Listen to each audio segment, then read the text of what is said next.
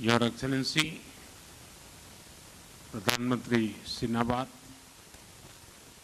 दोनों देशों के डेलीगेट्स, मीडिया के सभी साथी, नमस्कार, स्वादी खाप। इस खूबसूरत स्वर्ण भूमि में मेरे और मेरे डेलीगेशन के गर्मजोशी भरे स्वागत और आतिथ्य के सत्कार के लिए मैं प्रधानमंत्री सिनाबाद का हार्दिक आभार व्यक्त करता हूं। 28 मार्च को आए भूकंप में हुई जनहानि के लिए मैं भारत के लोगों की ओर से गहरी संवेदनाएं प्रकट करता हूं और हम घायल हुए लोगों के शीघ्र स्वस्थ होने की कामना करते हैं। फ्रेंड्स, भारत और थाईलैंड के सदियों पुराने संबंध हमारे गहरे सांस्कृतिक और आध्यात्मिक सूत्रों से जुड़े हैं। बौद्ध धर्म के प्रसार ने हमारे जन जन को जोड़ा है। अयोध्या से नालंदा तक विद्वानों का आदान प्रदान हुआ है। रामायण की कथा थाई लोक जीवन में रची बसी है और संस्कृत पाली के प्रभाव आज भी भाषाओं और परंपराओं में झलकते हैं। मैं थाईलैंड सरकार का आभारी हूं कि मेरी यात्रा के उपलक्ष्य में 18वीं शताब्दी की रामायण म्यूरल पेंटिंग्स पर आधारित एक विशेष डाक टिकट जारी किया गया है। प्रधानमंत्री सिनावात ने त्रिपिटक की भेंट की। बुद्ध भूमि भारत की ओर से मैंने इसे हाथ जोड़कर स्वीकार किया। पिछले वर्ष भगवान बुद्ध के पवित्र रेलिक्स को भारत से थाईलैंड भेजा गया। यह बहुत खुशी की बात है कि 4 मिलियन से अधिक श्रद्धालुओं को दर्शन करने का अवसर मिला।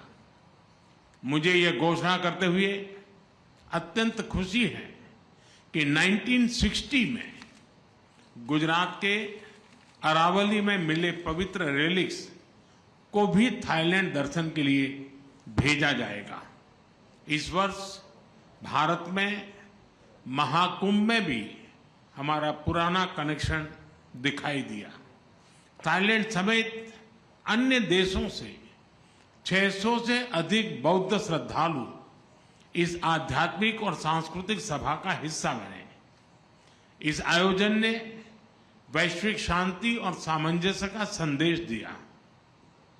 फ्रेंड्स, भारत की एक्ट ईस्ट पॉलिसी और हमारे इंडो पैसिफिक विजन में थाईलैंड का विशेष स्थान है। आज हमने अपने संबंधों को स्ट्रैटेजिक पार्टनरशिप का रूप देने का निर्णय लिया है।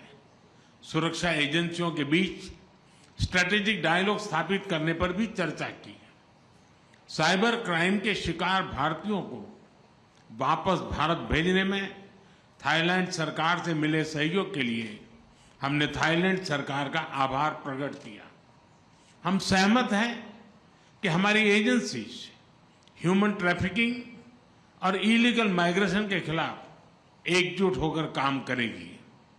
हमने भारत के उत्तर पूर्वी राज्यों और थाईलैंड के बीच टूरिज्म, कल्चर, एजुकेशन ऐसे क्षेत्रों में सहयोग पर बल दिया है। आपसी व्यापार, निवेश और बिजनेसेस के बीच आदान प्रदान बढ़ाने पर हमने बात की। एमएसएमई, हैंडलूम और हैंडीक्राफ्ट में भी सहयोग के लिए समझौते किए गए हैं। Renewable energy, digital technology, e vehicle, robotics, space, biotechnology और स्टार्टअप में सहयोग को बढ़ाने का हमने निर्णय लिया है। फिजिकल कनेक्टिविटी के साथ साथ दोनों देशों के बीच फिनटेक कनेक्टिविटी बढ़ाने पर भी काम किया जाएगा। पीपल टू पीपल एक्सचेंजेस को बढ़ावा देने के उद्देश्य से भारत ने थाई पर्यटकों के लिए फ्री ई वीजा सुविधा देनी शुरू कर दी है। फ्रेंड्स, आसियान भारत का कॉम्प्रिहेंसिव स्ट्रेटेजिक पार्टनर है और इस क्षेत्र में मैरीटाइम पड़ोसी देशों के नाते क्षेत्रीय शांति, स्थिरता और समृद्धि में हमारे साझा हित है। भारत आसियान यूनिटी और आसियान सेंट्रलिटी का पूर्ण समर्थन करता है। इंडो पैसिफिक में free, open, inclusive and rule based order का हम दोनों समर्थन करते हैं। हम विस्तारवाद नहीं, विकासवाद की नीति में विश्वास रखते हैं। इंडो पैसिफिक ओशंस इनिशिएटिव के मैरीटाइम इकोलॉजी पिलर को लीड करने के लिए थाईलैंड के निर्णय का हम स्वागत करते हैं। फ्रेंड्स, कल बिम्स्टेक समिट में भाग लेने के लिए मैं उत्सुक हूं। थाईलैंड की अध्यक्षता में इस फोरम के अंतर्गत क्षेत्रीय सहयोग को नई गति मिली है। इसके लिए हम प्रधानमंत्री और उनकी टीम का अभिनंदन करते हैं।